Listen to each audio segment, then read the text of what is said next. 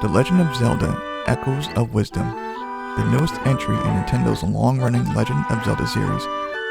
This time we're back to the beloved top-down perspective that we all know and love, with a little twist.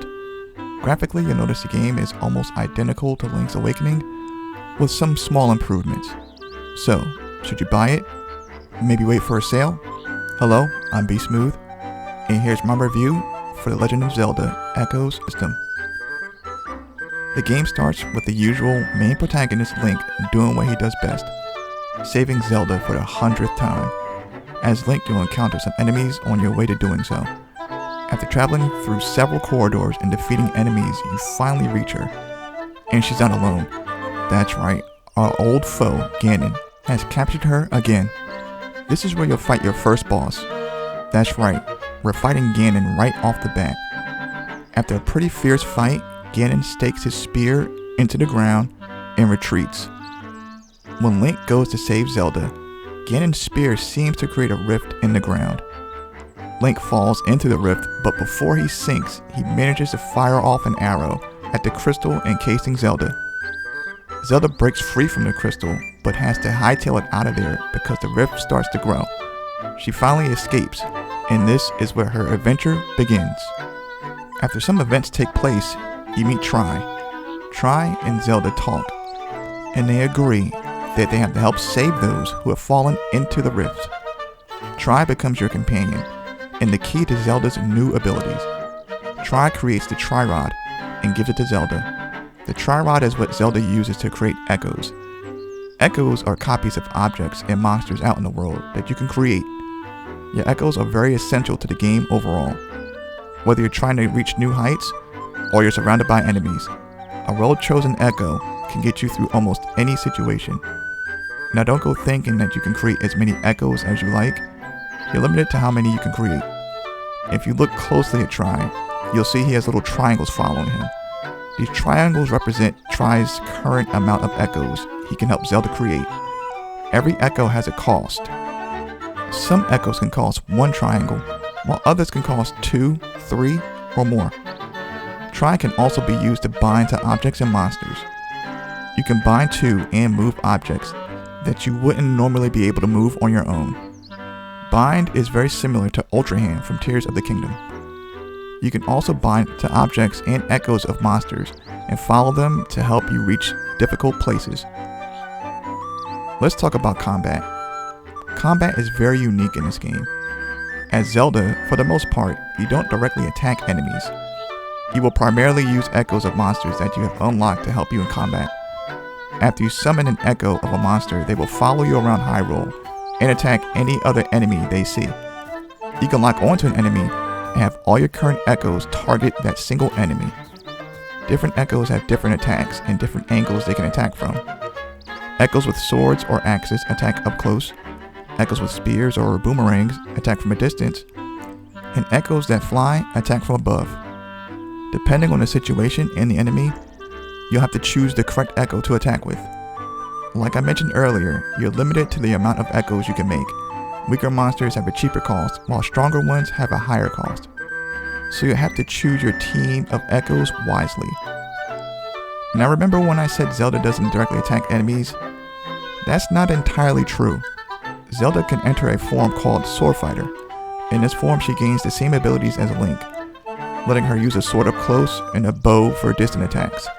She's also able to jump higher in this form. Next up is Exploration. While out exploring Hyrule, you'll run into many characters, enemies, and items. Items include different fruits, vegetables, and other things you can eat. You can use these items by themselves to replenish some health, but you'll get more health and added buffs when you mix these ingredients into a smoothie. There are a lot of different ingredients that can create a bunch of smoothies, so it's good to experiment and see what kind of buffs different smoothies can give you. You can also find might crystals. We'll get into might crystals and what they do in a bit. You may also find accessories that you can equip that add buffs to Zelda.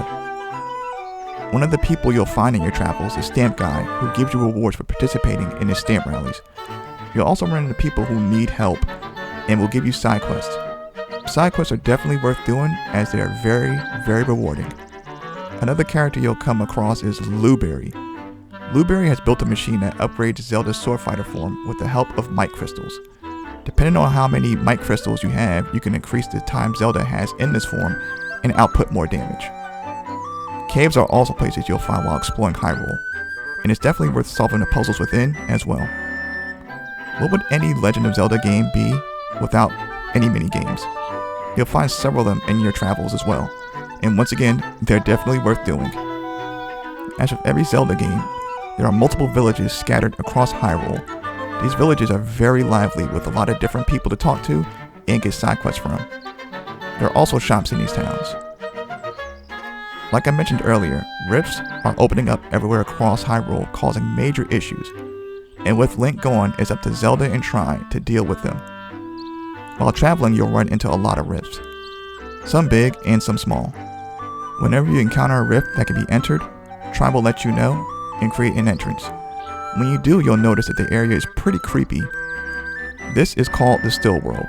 Tri warned you that things that wind up in there eventually break down and vanish.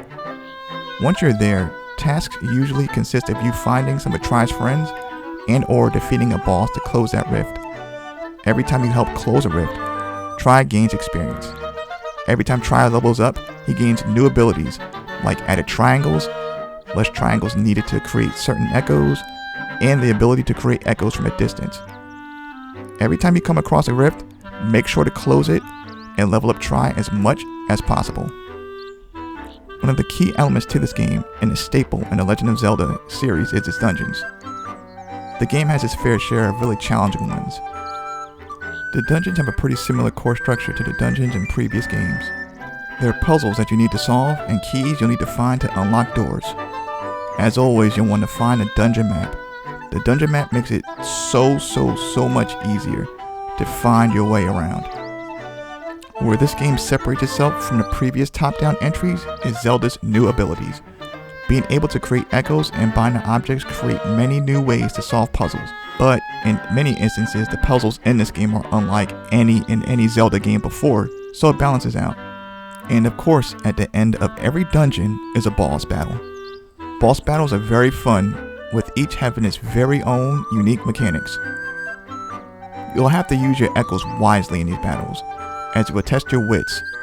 Some bosses have different phases, so you'll have to adjust your plan accordingly. And all bosses have high health, so you just have to stick it out, but eventually you'll beat them. In some dungeons you'll come across Link, who is somehow being manipulated. Defeating him can be difficult, but definitely possible with the help of your echoes. Okay, I think it's about time to wrap this whole thing up. The Legend of Zelda Echoes of Wisdom is definitely a very charming game. As I mentioned in the beginning of this review, the graphics are almost identical to Link's Awakening, and they are gorgeous. The story stands out as one of the more enjoyable Zelda stories I've experienced. The music is top-notch, just like any other Zelda game. Gameplay is very fluid, and the echo mechanic brings a fresh new way to experience a classic top-down version of Hyrule. Okay, it's time for the moment of truth. My rating for The Legend of Zelda Echoes of Wisdom is 8.5. If you have a Switch, it's definitely worth the full price.